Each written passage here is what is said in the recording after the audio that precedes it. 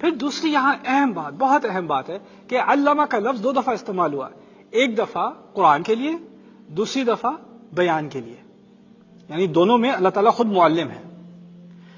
اللہ تعالیٰ نے قرآن سکھایا، اس کی وجہ سے ہمیں قرآن کی بہت عزت ہے، ہمیں خاص عزت ہے کیونکہ اللہ تعالیٰ نے سکھایا ہے۔ جتنی عزت مجھے اور آپ کو قرآن کی ہے اتنی عزت ہمیں زبان کی ہونی چاہیے، کیونکہ اللہ تعالیٰ کہہ رہا ہے جس لفظ کا استعمال اس نے قرآن کے لیے کیا تھا، علم القرآن، وہی لفظ اس نے زبان کے لیے آپ کی تمام لغات کے لیے استعمال کیا، علمہ البیان۔ جتنا احترام آپ کو قرآن کا ہونا چاہیے کیونکہ وہ اللہ تعالیٰ کی سکھائی ہوئی چیز ہے، اتنا ہی اپنی زبان کا ہونا چاہیے، وہ بھی اللہ تعالیٰ کی سکھائی ہوئی چیز ہے۔ علامہ البیان کے بارے میں کچھ باتیں ہو رہی تھیں، وہ بہت اہم حکمتیں ہیں جو ہمیں سمجھنے کی ضرورت ہے۔ کہ میں نے کہا تھا کہ جس طرح ہمیں قرآن کا ایک رتبہ ہے ہمارے دل میں، اس کا ایک مقام ہے، اس کی ایک عزت ہے، اسی طرح ہمیں اپنی زبان کی بھی عزت کرنی ہے۔ جو تحفہ اللہ تعالیٰ نے آپ کو دیا ہے زبان کا، اس کا کیا مطلب ہے انسان گالی نہ دے، وہ اس زبان کی توہین ہے۔ جس زبان سے تم قرآن نکالتے ہو اس زبان سے گندے الفاظ نکالو گے۔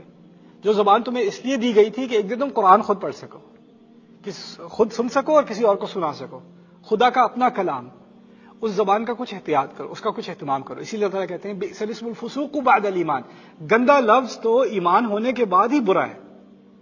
گندا لفظ، گندا کام نہیں، گندا لفظ، گندا اسم، وہ چھوڑ دو اپنی زبان سے۔ عادت پڑ جاتی ہے، انسان غصے میں آتا ہے گندی گندی گالیاں نکال دیتا ہے منہ سے، سوچتا بھی نہیں ہے۔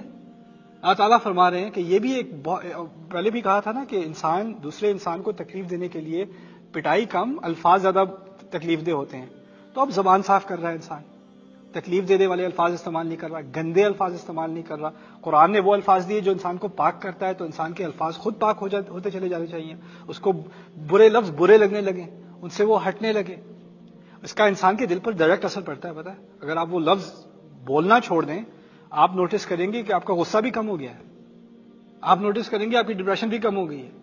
جتنے برے لفظ آپ استعمال کریں گے، الاناء بما فیہ ینضح، عربی میں کہتے ہیں کہ کسی ڈونگے سے وہی نکلے گا جو ڈونگے کے اندر ہے۔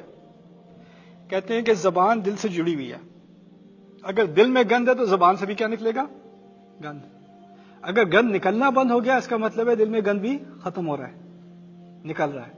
یہ دونوں چیزیں آپس میں متصل ہیں، جڑی ہوئی ہیں۔